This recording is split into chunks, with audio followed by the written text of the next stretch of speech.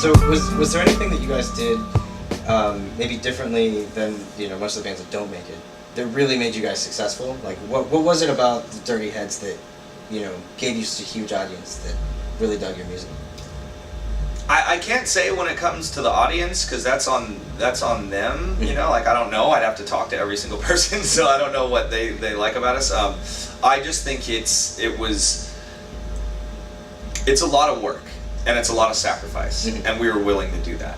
It's a lot of living in a van for 7 years and sleeping in front of radio stations and getting up at 6 o'clock to promote your show at a bar or a small club.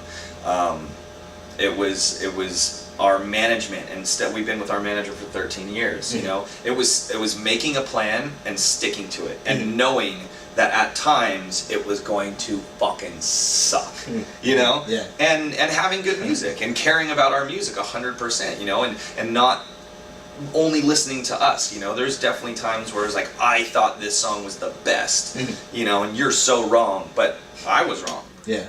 There's a lot of bands that kind of shoot themselves in the foot because they don't branch out and think outside the box, or they don't go outside their comfort zone and do things with their music that other people might bring, but it was just attitude, and like I said, putting it out in the universe, just going, I'm going to do this. This is what I'm going to do, and it's going to happen, and I don't care what it takes to make it happen. When everybody else was like, this is too hard, and I don't want to be out, and we're making no money, and this is never going to happen, and they quit, we put our heads down and we kept going, Was there ever a time that you got really close to being like, this is a waste, I should just... No, never once. Never once. But that was the cool thing is, it might be different if that happened, but every tour that we went on, we got bigger. We never, it's a slow growth, but since the day we started here, Dirty Heads has been going like this. It's not going like this. Right. But still to this day, every fucking tour, every year, we get bigger and bigger and bigger, and it takes a long time, but that's how you do it. You build that community, you build that fan base.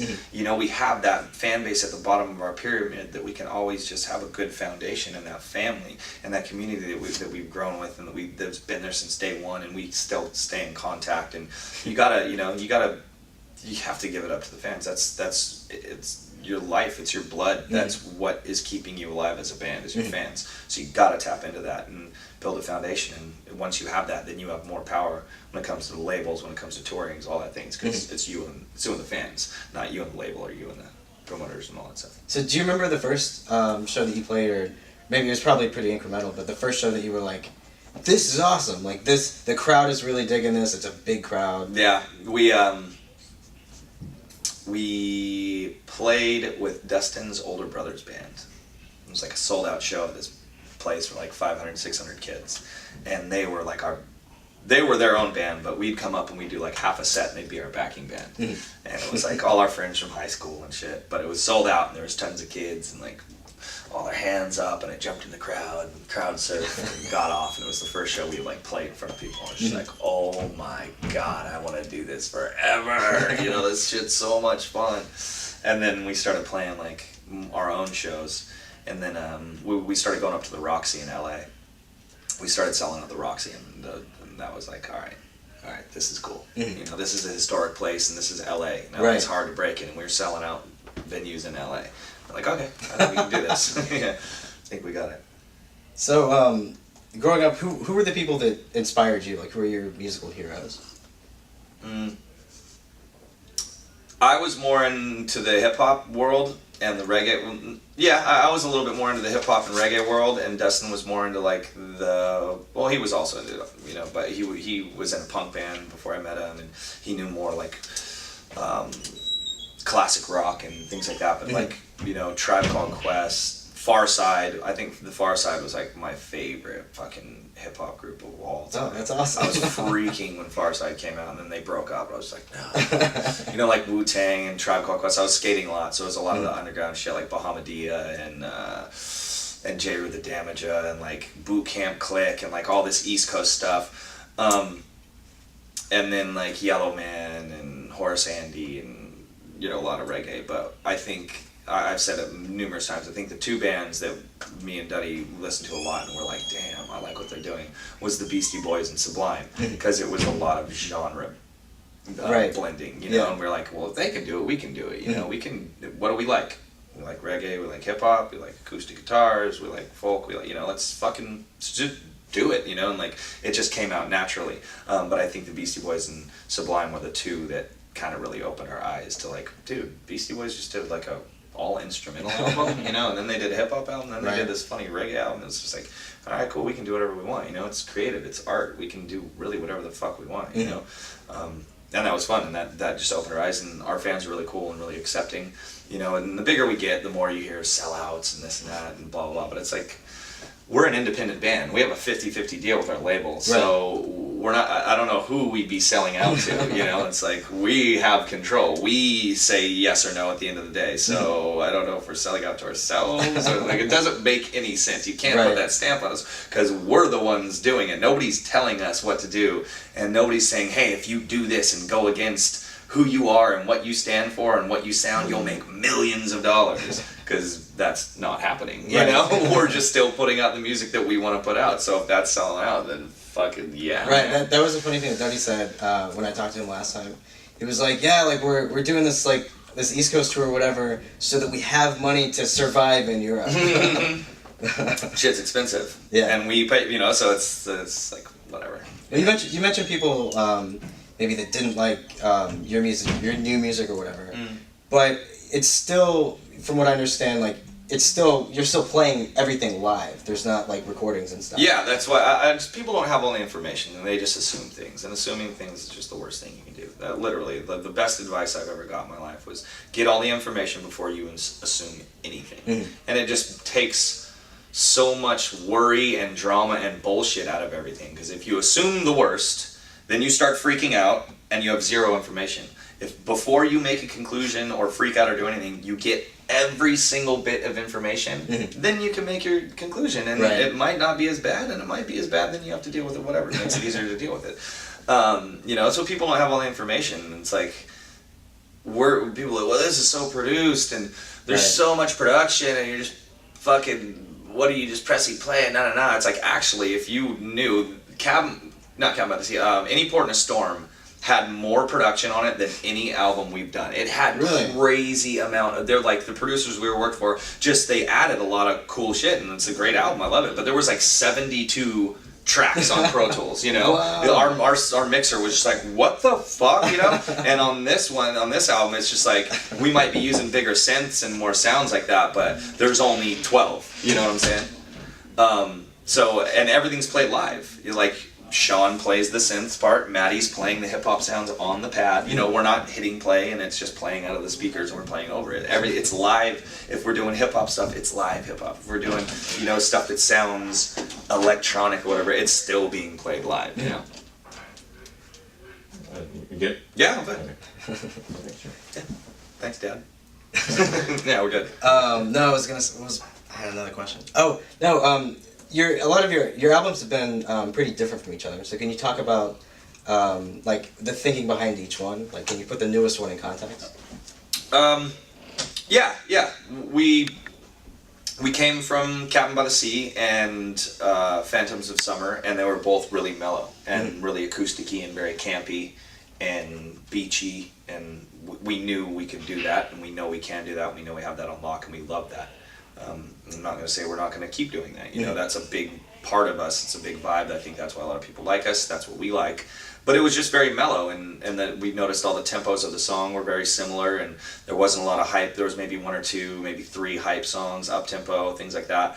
So for ourselves, I think we were just ready to do something bigger, like something that we could really go balls out. Like a lot of cool hip hop coming out and a lot of things that were inspiring us at the time. And it was like, I want to do that. It's like, it's funny because you could take songs from this album and put them in Any Port in a Storm, and nobody would even know. They would be like, oh, that's totally different. You know, if you put Hip Hop Misfits and put it on this album, nobody would even know. Right. But for some reason, that's not selling out, and you know, one, you know, Burn Slow or Sound of Change is selling out, but it's like, Sound of Change is like very similar to Check the Level, blah, blah, blah. So we wanted to just do something really big, like really fucking in your face, like real grimy, fun, you know, kind of more party, like to get that live show that we know is important, to give it more diversity and be able to break it down all the way if we want and go to Antelope and do just acoustic shit and do Into the World and kind of make it vibey and visceral and then boom, hit him in the face like Franco-eyed and it's just back to the party, you know? So we just thought about that and we're like, we're ready to just do something bigger and more fun, you know?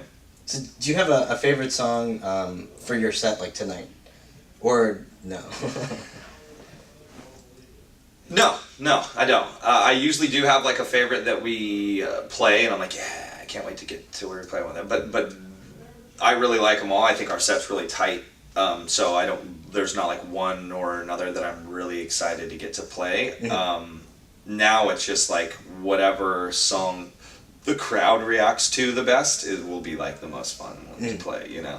Because I just like the whole set now, and that's the good thing about the new album that we got. We're like, fucking finally, we're a real band. Like we can dip into our catalog now, Right. You know, so we can make a crazy set, you know, and not like worry about it and have to play too many off of any port or too many off a cabin. Right. You know, now we can split it up and we can do even numbers, or we can do more of, you know, maybe they're feeling more of the new stuff, so we'll play a couple more of the new ones. Maybe they're feeling more of the old stuff, so we'll play a couple more of the old ones. You know, it's cool.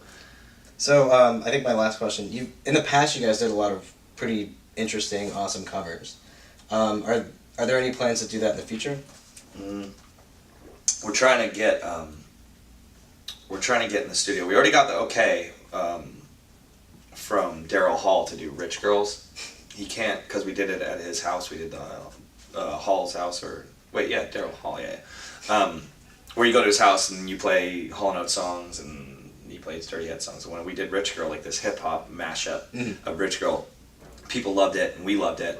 We were waiting on him to see if he could come in and sing it with us and we'd sample it and do all this stuff, and he's busy and he can't. But we got the okay from him, and it's totally fine if we do it. So we're going to go in the studio, and I think we're going to do that on the Slightly Stupid tour this summer. Oh, so that'll be our new one. That's and, awesome. And if not, we're still working on some other ones. And it's cool for like festivals.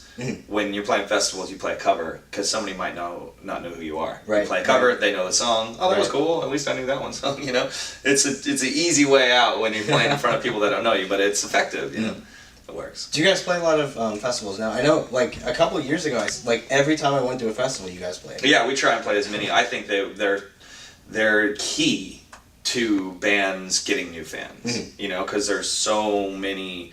Like the band on after you could be 150% different. Right. Than who it could be a country act on after you. You know. So Have you guys played with anybody in country music?